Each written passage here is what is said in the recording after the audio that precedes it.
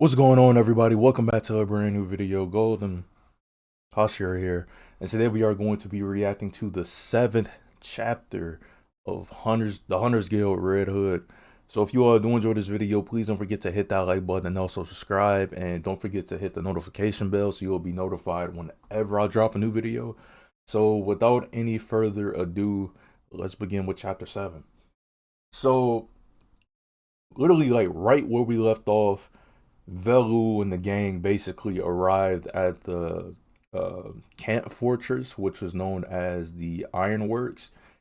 So it was 1 week after they left the hamlet, and then they reached the port town, which is known as like Border Port or something like that. So we see that new character that was that was teased last chapter, and her name is was it Debonair, something like that. Debonair Diamond is her full name. So she's the conductor of the Ironworks and also the instructor of the exam in order for like new participants to become hunters, basically. So she explains who she is and everything, and she's surprised to see Grim because it's been a while since she's seen her. Then she greets Velu and everything. So Grim announces that she has three camp hopefuls, and she hopes that the conductor Debonair can take them on. So Debonair recognizes the two siblings, which was Melty and Tilty, because they stayed there before since they took the exam before, but they left and everything. So Velu wondered why her hands felt abnormally hot for some weird reason, and she was very muscular and very thick. Let's just say that. So we see the Ironworks camp fortress, like the I guess full scale of it, and it's kind of zoomed out, and it looks really, really ginormous, honestly. So we see that it actually only takes, it only goes, I guess, one direction or whatever to one destination, which was the Hunters Guild HQ, and the trip will take 3 months to get there. And during that 3 months was when the exam was held or whatever, like the training camp was held, which lasted 3 months. So it basically meant that if the participants were up to it, like to last the full 3 months and endure the training camp, then once they arrived at the Hunters Guild, it would basically mean that they become a hunter. So, and that's basically what Debonair explains to them. So we see Debonair's full like build, and whew, man, she is something.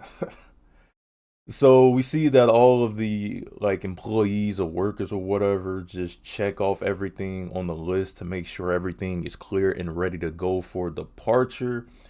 And they Debonair explains to raise the anchor and everything. So I believe this is where she says, like, if you want to leave now, this is your last chance, because once they're like at sea or whatever, or already departed, they can still leave, but they would have to use like a raft or whatever and actually like row themselves all the way back home. And that would take, I'm assuming, a large amount of energy to do. So yeah. So the Ironworks now departs, and then we're greeted to like a training room or whatever. Not greeted, but sent to like a training room, and then we see another new character who is another camp participant whose name is Big Joe Bonkers. So he recognizes Tilty and Milty because just like them, he's had to take this exam or training camp, I believe, like 4 or 5 times. So he greets Velu because at first he thinks that Velu was Tilty and Melty's younger brother, but they said no. So like I said, he just greets himself to Velu. And then we see another new character, which I had a feeling there was something like, I guess, suspicious about this old man, where he basically, Big Joe or Bonkers or whatever his name is, basically exclaims like, or explain that age matters or whatever, and Velu says that age doesn't matter because Big Joe was basically trying to like start a little, I guess, not really an argument, but kind of pick on the old man because he's like, "Are you sure you can even handle this at your old age?" And then Velu steps in and basically was just like, age doesn't matter. Like, I'm way younger than pretty much anybody on this ship, and I'm trying to do the same thing that the old man, whose name was Bremen, is trying to do. So Debonair basically just cuts everybody off, and this is where the training will begin. So she introduces herself again as both the conductor and the instructor here. And the regimen at this camp is a simple one, and everybody has to train. So we see both Melty and Velu doing pull-ups. Velu is strengthening up his body and everything, and then we see Melty, I believe, assembling weapons, or yeah, I believe assembling weapons because those look like guns or something like that. So we just pretty much see all the participants doing hard work, labor, probably cooking, um, cleaning, all of this other stuff. So next we see, I believe it's been a week. Yeah, it's been a week since they've been on the Ironworks Camp Fortress, and then we see Velu's body a little bit look like he's getting a bit stronger, lifting them weights, pumping iron, that sort of thing. Then we get a like a scene change to the mess hall, so they're eating and everything. And Debonair, I guess, was the one cook because it says Debonair special 2,000 calorie plate.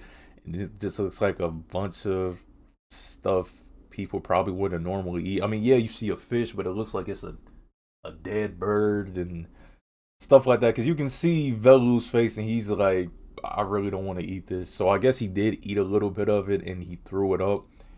And he's just kind of disgusted right now. So he looks out the window, and he sees Bremen leaving on a raft.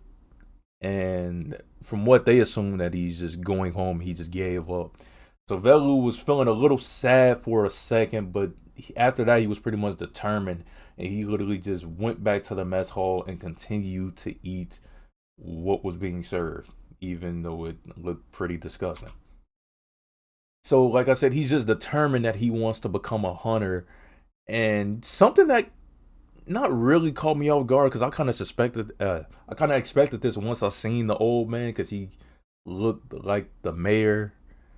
And I believe what some people said like a few chapters ago was that they believed the mayor wasn't actually dead, which makes a lot of sense because he's not. So we see Cinderella and I believe the Great Wolf. I forgot his name, honestly. So Cinderella is just discussing with the Great Wolf about does he think Velu would get stronger or whatever, and I believe the wolf just says don't get your hopes up or whatever. Or it actually might have been the mayor because the mayor was actually right there himself. So that was quite interesting to see that the mayor is working with Cinderella and the Great Wolf, or is the mayor the Great Wolf? That would definitely be interesting. But I don't know, because at the same time, I feel like he's not the Great Wolf. Because I'm assuming Cinderella is actually still sitting on the Grey Wolf, and we can see the mayor right here. We can see someone's foot right there, so that's interesting.